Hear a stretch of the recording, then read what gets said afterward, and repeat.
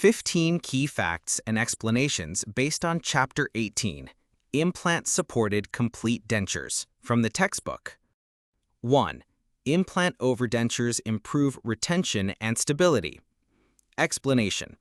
Implant-supported dentures provide enhanced stability compared to conventional dentures, especially for patients with severe ridge resorption.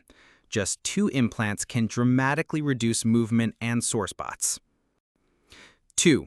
Retention devices include bars or individual attachments. Explanation.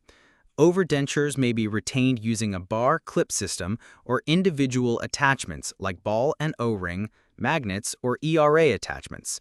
These provide retention and support while allowing the denture to remain removable. 3. Implant overdentures simplify oral hygiene. Explanation. The relatively simple design of implant overdenture components makes cleaning easier for patients compared to fixed implant prostheses. 4. Mandibular dentures often use 2 implants. Explanation. 2 implants placed symmetrically in the anterior mandible symphysis region are often sufficient to support an overdenture and improve comfort and function. 5. Maxillary overdentures typically require more implants. Explanation. Due to differences in bone density and structure, maxillary overdentures often require 3 or 4 implants and sometimes a metal framework for reinforcement, especially if the palate is removed for comfort. 6. Treatment planning must consider bone anatomy and patient health. Explanation.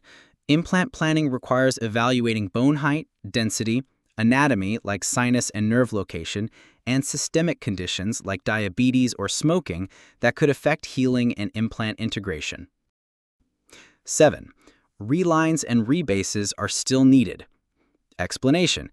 Even though implants stabilize nearby bone, the remaining soft tissue under a tissue-supported overdenture continues to resorb over time, requiring periodic relines to maintain fit. 8. Existing dentures can sometimes be retrofitted. Explanation. If the patient's current dentures are aesthetically and functionally acceptable, they can be adapted to fit new implants, saving time and cost during the transition to implant-supported dentures. 9. Radiographic and clinical evaluation is essential. Explanation. Radiographs, including panoramic, CT or CBCT scans, and physical examination of soft tissues are required to assess implant sites and ensure proper planning for prosthetic space and retention. 10. Bar substructures improve support in premolar areas. Explanation. When a metal bar with cantilever arms is used, it can extend support to the premolar area of the overdenture, reducing pressure on soft tissue and increasing stability. 11. Palateless maxillary overdentures require a metal framework. Explanation.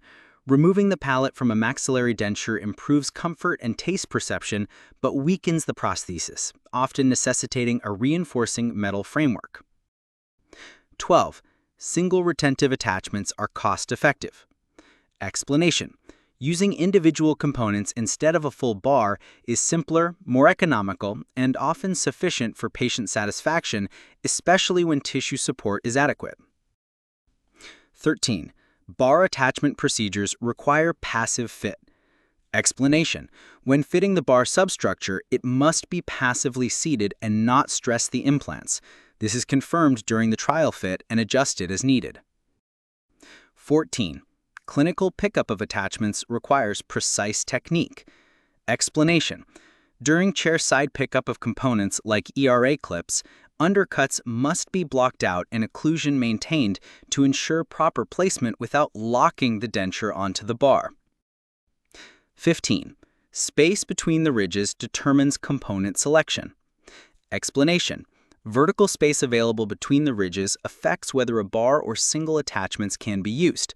If space is limited, single, low-profile attachments are preferred.